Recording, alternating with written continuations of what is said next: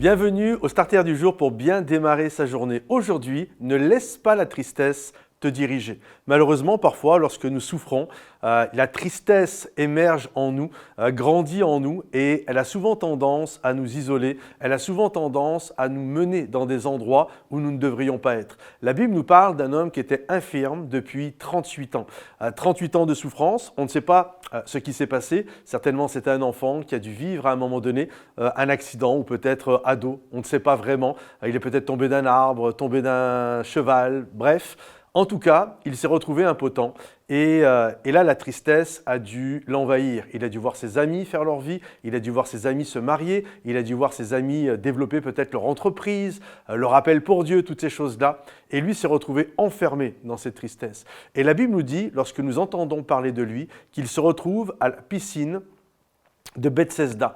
Et la piscine de Bethesda était connue pour être un endroit qui, de temps en temps, il y avait un ange, paraît-il, qui venait secouer l'eau et le premier qui rentrait à l'intérieur était guéri. Pourquoi je dis paraît-il? Parce que dans les textes originaux, d'ailleurs si vous avez une Bible d'études, l'histoire de l'ange est toujours mise entre crochets parce qu'elle n'apparaissait pas dans les textes originaux. Il y a juste un ou deux passages comme ça dans le Nouveau Testament qui ont été plus ou moins rajoutés, mais pas dans toutes les Bibles. Moi, dans ma Bible, cette histoire d'ange n'y est pas. Et il y avait cette croyance populaire qui était quand même très liée à de la superstition, où les gens pensaient que si je suis là et qu'il y a un ange qui secoue l'eau, je vais être guéri. Et quand on pense à cette scène, c'était quand même une scène d'horreur.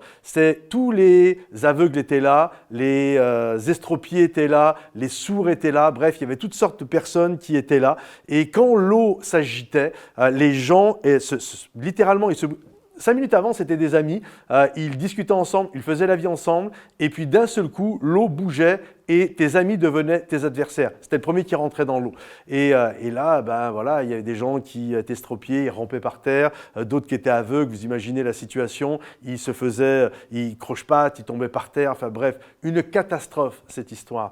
Et ce lieu est connu, quand nous regardons, j'ai fait toutes sortes de recherches, c'est un lieu finalement de superstition. C'est pour ça que lorsque Jésus est venu, il a demandé à l'homme de le regarder à lui. Et parfois, on est tellement focalisé sur autre chose qu'on ne s'aperçoit plus de ce que Jésus est capable de faire dans notre vie.